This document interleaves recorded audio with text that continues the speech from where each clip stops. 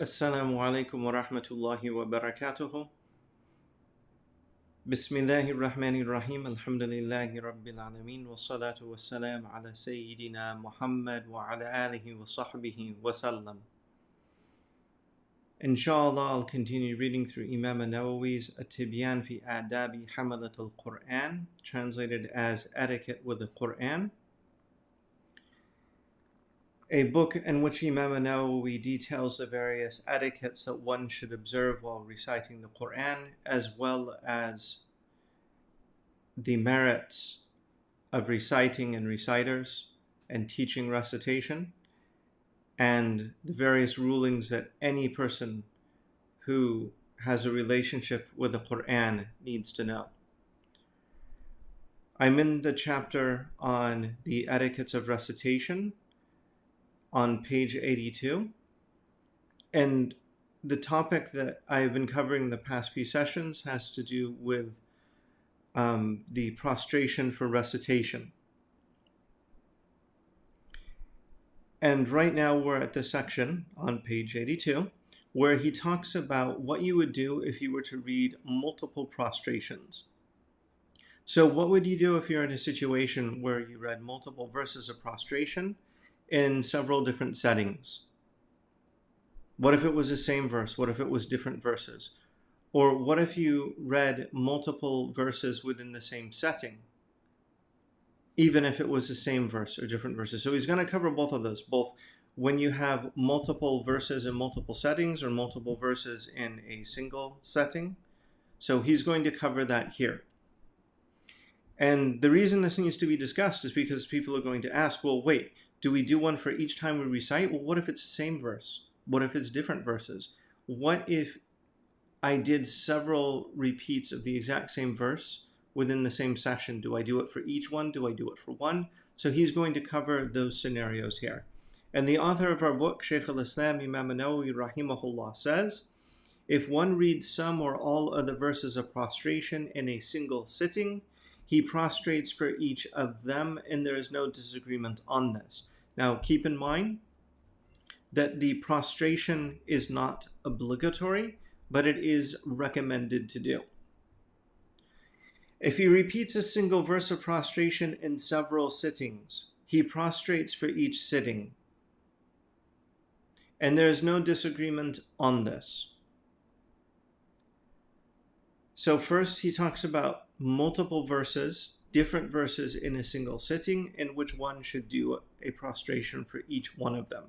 And then he talks about repeating the same verse over several different sittings. And again, you should prostrate for each one of them. And there's no disagreement about these. If he repeats a single verse of prostration in a single sitting, he's going to examine the following. Okay, so basically Imam al-Nawawi is telling us it's going to be nuanced. First, if he did not prostrate for the first occurrence, a single prostration suffices him for them all. Okay, so if he read it 3 times and he didn't do it for the first 2, but he then did it for the third, it's going to count for them all. Okay, so a single verse in one single sitting,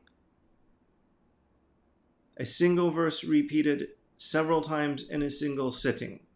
If he didn't prostrate for the first occurrence, a single prostration will suffice for them all. The second situation is if he prostrated for the first occurrence, and here there are 3 opinions.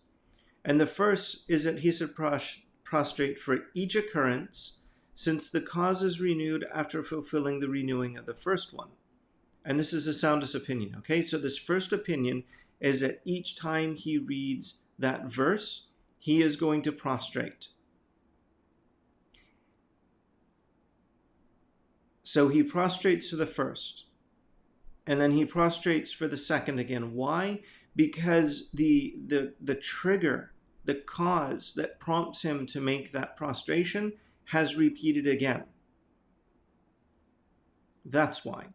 Okay, so every time a verse is repeated that you haven't prostrated for, you should prostrate for it. Okay, so that was the first opinion of the second sub-scenario. and it is considered the best opinion. So let's go back and let's do a quick review of what he said. If you read some or all verses of prostration in a single sitting, you should be making prostration for each and every one of them as they occur. If you repeat a single verse of prostration in several sittings, then you should be making a prostration each time it occurs. If you repeat a single verse of prostration in a single sitting, now if you prostrated for the first or prior ones, great. It suffices for them. But if you prostrated, if you didn't prostrate for the first at all, and you prostrated only for the last, then it's going to count for them all. The second scenario within this is that if you prostrated for the first occurrence, then you should prostrate for each subsequent occurrence as it happens. That is the best opinion. Okay, so the second sub-scenario here that he mentions is that the first prostration would suffice him for them all. Okay, so we're in the scenario where someone is going to repeat the same verse over and over and over again within the same setting. The second opinion here, and it's not the preferred opinion, but it is one of the opinions, is that you would do the prostration for the first occurrence, and then you don't need to repeat anymore. And this is the opinion of Ibn Surayj, and it is the opinion of Abu Hanifa, and may Allah grant them both mercy. And the author of Al-Udda, one of our Shafi companions, said that religious verdict accords with this. And this is the preference of Sheikh Nasr al-Maqdisi, the ascetic of our Shafi companions. Okay, so the second opinion, which is not the preferred opinion, is that you would make the prostration at the first occurrence, and then you wouldn't need to make it afterwards. So this is an opinion within the madhab, and it's also an opinion attributed to Abu Hanifa and others. And the way that Imam al-Nawawi presents it, you get this feeling that it is a respectable opinion.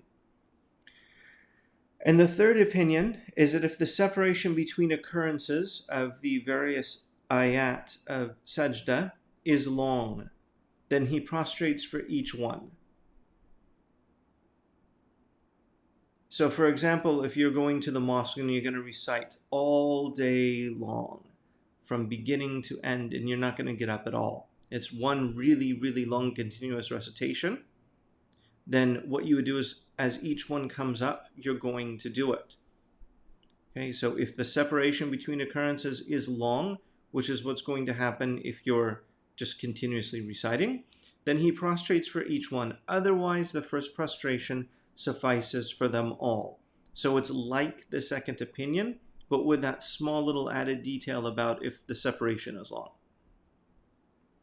Okay, so Imam al-Nawawi mentioned the preferred opinion, which is that you're going to do it for each one, because each one is a new cause. It renews the cause that you would be prostrating for. And then he mentioned two other opinions, and both of those opinions they're quite similar. He shows that some very, very well-respected ulama went with those opinions. Why even mention the other opinions? Well, one of the benefits of Imam al-Nawawi mentioning these other opinions, along with the names of people who supported them, is that when we see people who, especially strangers, when we see them doing something slightly different, we don't automatically get upset with them. Okay, as long as there is a difference of opinion where the opinions are followable, they're respectable opinions that the ulama say are permissible and valid to follow, then we shouldn't be getting upset at anyone. If you know that someone, if you see someone and you know that they're, for example, a Shafi'i, if you know that they're a student of the Shafi'i madhab and they try to follow it as well as possible, and you see them doing something other than what Imam al-Nawawi says is the preferred, then it would be good to talk to them and either teach them or remind them about this ruling, because you already know that they're going to agree with what Imam al-Nawawi says. But if you see someone, for example, who's a Hanafi, or a Maliki or a Hanbali and you don't know the rulings in their madhab, then out of husn al-dhan, we could operate as though they are following what they should be following according to those scholars. Okay, so one of the advantages of Imam al-Nawawi mentioning the differences among these great scholars is that it helps us keep from holding something in our heart, and it keeps us from causing discord in the community when we see people doing something other than what we were taught, or what other than what we do. Okay, so Imam Nawawi's mentioning of these things is not just to say, haha, look at how smart I am. There are some really significant societal benefits from knowing these differences of opinion. Okay, so next he says, when the reciter repeats a single verse of prostration during prayer in one rak'ah, it will be analogous to repeating it in a single sitting, and thus has the same three opinions. Okay, so if someone recites verses of prostration in a single rak'ah, then the preferred opinion is going to be what? That first one, that he's going to prostrate at each individual occurrence. If he repeats a verse of prostration or verses of prostration during two rak'ahs, it is like doing it in two sittings. So he's going to repeat the prostration without any disagreement. So that covers a rather complicated situation that comes up quite a bit, because people do often ask, what do I do if I'm reciting the Quran in multiple sittings and there's multiple verses of prostration? Should I do one? Should I do it each sitting, or should I do as each verse comes up? What should I do? This comes up a lot during Ramadan, when people tend to be increasing their recitation of the Quran and finishing in a much, much shorter time frame. Okay, so next he's going to talk a little bit more about some other issues, and he says, if one recites a verse of prostration while riding an animal during a journey, he prostrates by way of gesture. So someone who is on a journey is allowed to pray sitting down, and they're also allowed to deviate from the Qibla while doing non-obligatory prayers. Okay, so we already know that when someone is on a journey, that the prayer can be modified in some ways, and since prostration is analogous to prayer, perhaps we're going to see a similar modification in how we would do prostration, right? That's kind of the reasoning going on here. So Imam al-Nawawi said, if one recites a verse of prostration while riding an animal, now he says while riding an animal, people rode animals back there, but they also rode boats, right? And they might be riding inside of a, a wagon. So he says riding an animal because it's the most common case of his time, not because it is a necessary restrictive qualifier. So if someone recites a verse of prostration while riding some means of transportation or conveyance, and perhaps even while walking. So if someone is riding a vehicle of some sort while on a journey, he prostrates by way of gesture. So instead of going all the way into prostration, he might just nod his head like this. This is our opinion and the opinion of Malik, Abu Hanifa, Abu Yusuf, Muhammad. This would probably be Muhammad Shaybani, Imam Ahmad, Zufar, Dawood, and others. So notice as he's mentioning some of the great Imams, Imam Malik, Imam Abu Hanifa, his companion Abu Yusuf, and his other companion Muhammad. And then he mentions Imam Ahmad and Imam Zufar, and then Imam Dawood al-Zahiri, and others. Okay, so this is our opinion and the opinion basically of the other four Imam, heads of the other four Sunni madhabs that are still followed, as well as their chief students. Some of Abu Hanifa's companions said that he does not prostrate. The opinion of the majority is correct. So we also have this other opinion that when one is riding on an animal, they wouldn't even do the prostration. And by the way, this thing about doing a gesture, this might be part of the reason why some of our shuyukh, when we study tajweed and we're sitting at a table, tell us to just kind of like make our sajda on the table, even though that sajda right there doesn't meet the conditions of a real sajda. Allahu a'lam. Okay. So if one recites a verse of prostration while riding an animal during a journey, he prostrates by way of gesture. And as for someone riding an animal but not traveling, and here when he says not traveling, what I understand is he's talking about anything that's considered a journey, even if it's not a long journey. Okay, so anything that's considered a journey, so maybe short journeys between cities and villages, but not your like daily intra-city commute. And Allah knows best, okay? As for someone riding an animal or other means of transportation, but not doing what would be considered a journey, it is not permissible for him to prostrate by way of gesture. And Allah knows best. If one recites a verse of prostration during prayer before reciting Surah Al-Fatiha, okay, so let's say that someone had made the Takbir al-Ihram for entering prayer, and somewhere before reciting Al-Fatiha, they read a verse of prostration. Okay, so if they did this, he would prostrate. So someone says Allahu Akbar, and then during the time when most of us would be doing the dua for entering prayer, the opening invocation that we read during prayer, he just happens to recite Quran that has a verse of sajda. Or perhaps he forgot Al-Fatiha altogether.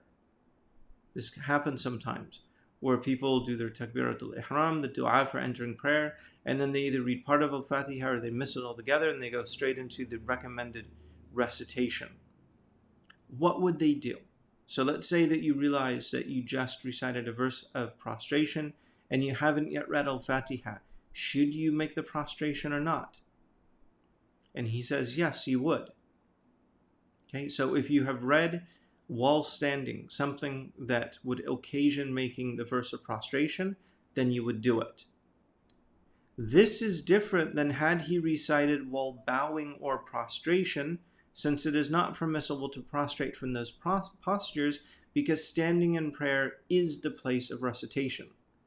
So before bowing, that's when we recite Quran. But after we go into bowing, that's not when we recite Quran. So if you recite a verse of prostration before you go into bowing, yes, that would be a reason for you to make a bowing for recitation. But once you've gone into prostration, you're not supposed to be reading Quran anymore. You're not supposed to be reading Quran as Quranic recitation. So because of that, you wouldn't be making the prostration from there.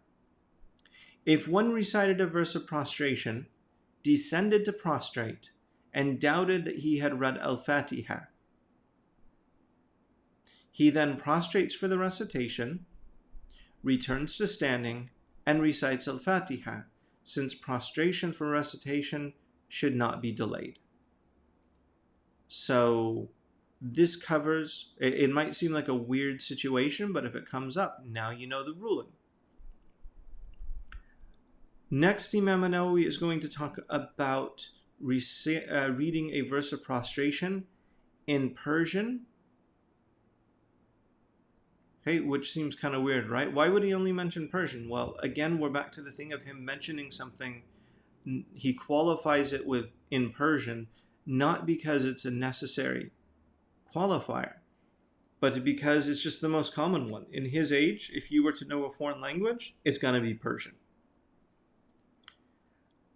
Today we're in an age where if English isn't your second language and you know a second language, chances are it's going to be English. Okay, so he was in an age where a native speaker of Arabic, if he were to learn a second language, chances are really, really high it's going to be Persian. So that's what gets mentioned in the books. But if we look deeper, what I found is that what it means here is any other foreign language. And one of the things that kind of helps understand that is that one of the things that kind of backs up that this is what Imam Nawawi was after, is that he mentions the case of explanation, of tafsir, where tafsir involves a paraphrasing of the Arabic text. So that's why me, as a translator and as someone who teaches this book, this is why I would say that Imam Nawawi here meant something more than just Persian.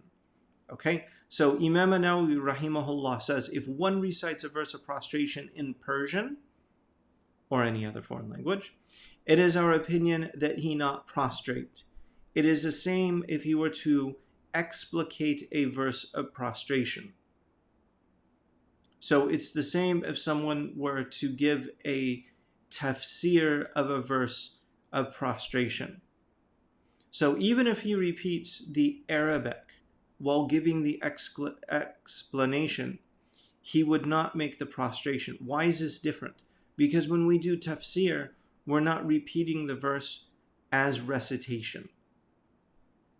We're repeating it as instruction. Crazy, right?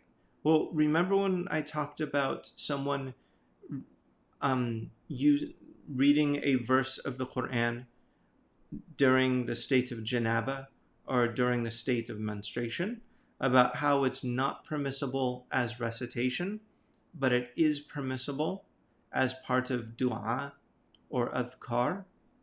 The same distinction can be made here. There are cases where we would repeat the words of a verse not as recitation, but for a supplication or an invocation, or we're repeating them to quote during instruction. And in those cases I just mentioned, you're not reciting the Quran. So again, if one recites a verse of prostration in a language other than Arabic, or if one is explaining the Quran even in Arabic, and they happen to explain a verse of prostration, they would not prostrate. Abu Hanifa, however, said that one does prostrate. I don't remember the reasoning that each one employs, but one of the things that you can look at here is that perhaps Abu Hanifa sees that the concepts are what triggers the recitation, that the meaning has been mentioned, that's what triggers a recitation.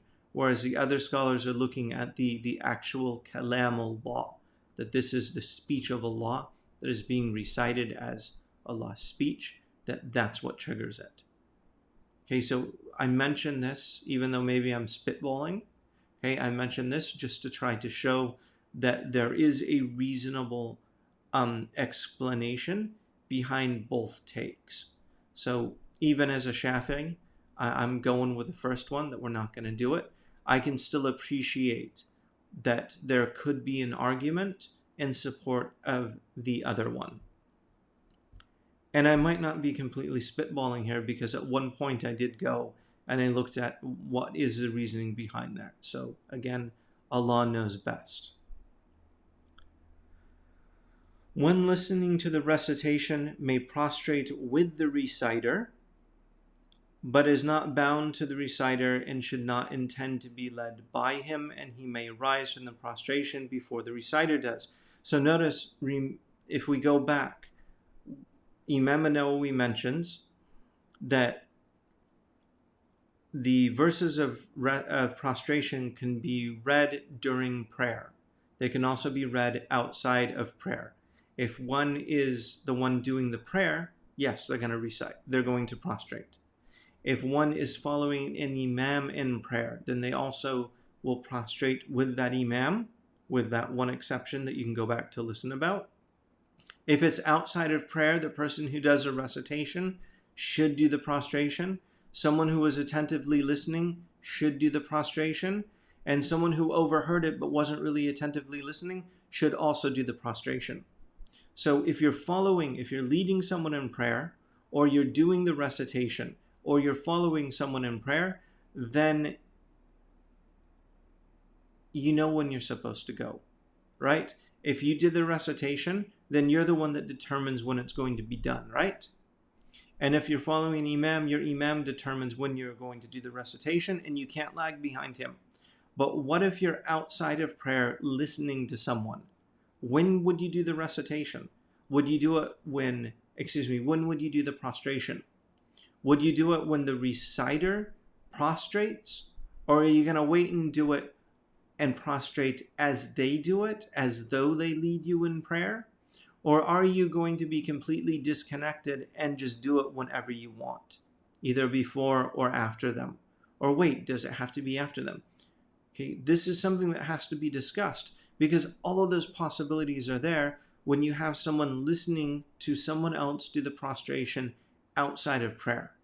So, if one listens to the recitation of someone else, he may prostrate with the reciter, but he is not bound to the reciter, and he should not be intend to be led by him.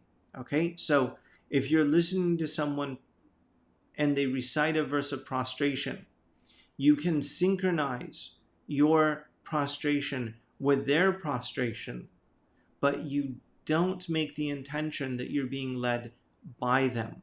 And because of this, you can finish before them. If you want to make a longer invocation or a shorter invocation, you're free to do so. The main thing here that you need to know is that your prostration and their prostration are not linked. Once the trigger that would occasion the prostration has been recited, you're free to make your prostration when you wish. It doesn't have to be after them. It doesn't have to be with them. It could be before them. And Allah knows best. In our madhab, it is not offensive for the imam to read a verse of prostration, whether the prayer is silent or audible. So the imam can recite a verse of prostration in Dhuhr and Asr prayers, even though those are non-audible prayers or inaudible prayers. Chances are you won't understand, you won't hear what he's reciting. So it's permissible for him to do that, even if it's not the nicest thing to do. And I say it's not the nicest thing to do because it's quite easy for followers to be confused when he goes down to make that prostration. Okay, but it's not offensive. It's not considered makruh. So Imam al-Nawawi says, in our madhab, it is not offensive for the imam to read a verse of prostration, whether the prayer is silent or audible. Now, one prostrates whenever he recites a verse of prostration. One, meaning the imam, will prostrate whenever he recites a verse of prostration. Imam Malik said that it is categorically offensive, and Abu Hanifa said that it is offensive in the silent, but not the audible. So apparently Imam Malik, rahimahullah, said that it's categorically offensive to recite a verse of prostration in prayer, whether it is silent or audible. That's what I understand from Imam al-Nawawi's wording here. And Abu Hanifa said that it is offensive in silent, but not the audible. And according to our madhab, the Shafi madhab, it's never going to be offensive during prayer. And Allah knows best. In our madhab, the prostration for Quranic recitation is not offensive during the times in which prayer itself is prohibited. So, for example, in the Shafi madhab, there are 5 times when prayer is considered strongly offensive, emphatically offensive to do. And we're talking about non-makeup prayers and non-obligatory prayers. What are they? After praying Fajr. After one has performed the Fajr prayer, it becomes offensive to pray anything else. It's also offensive to pray as the sun rises, and this offensiveness extends up until the sun is approximately a spear's length above the horizon. It's also highly offensive to pray when the sun is directly overhead, with the exceptions of Friday and when you're in Mecca. And it is highly offensive to pray after you have prayed the Asr prayer, and it's highly offensive to pray as the sun passes over the horizon while it's setting up until it's fully set. Okay, those are 5 different times when it is highly offensive to pray. And when we say highly offensive here, the Shafis understand this to be like on the verge of prohibition, if not prohibited itself. And this little difference is going to be covered in books of fiqh, so I'm not really going to go into it anymore. Because in the books of fiqh, it's going to talk about prayer and where these occasions are significant. Whereas in this book, what did he say? In our madhab, the prostration for Quranic recitation is not offensive during the times in which prayer itself is prohibited. So the details about those times aren't really relevant when we're talking about the prostration of recitation. So if you've already prayed Fajr and you read a verse of prostration and you ask yourself, can I make the prostration or not? Because this is a time when we're told that we're not supposed to be praying. So because prostration is like prayer and it has the same conditions, maybe I shouldn't do it here either. Nope, you go ahead and do it. You want to know why? Because we consider those to be offensive if the occasion doesn't precede the prayer. I know I said that I wouldn't get into this, that it would be better to do it in fiqh, but I at least want you to understand the reasoning behind this, and so I'm going to have to draw on the basis. So what is it? The Shafis hold that prayer during those times is prohibited if the cause for prayer is not prior to or concurrent with the prayer itself. This is why it's okay to make up a make-up prayer during those times, even if that missed prayer was not obligatory. And this is why if you enter the mosque during those times, you can make your 2 sajdas for greeting the mosque. And this is why if you make wudu during those times, it's okay to pray 2 rak'ah after ablution. So it's the same thing here. The cause for the prostration has already occurred. Why? Because the cause is the recitation, and the recitation has occurred, and it occurred prior to the prostration. So if we're going to treat this as being similar, then it gets the same ruling, which is it's not offensive or prohibited if the occasion triggering it is prior to or concurrent to the performance.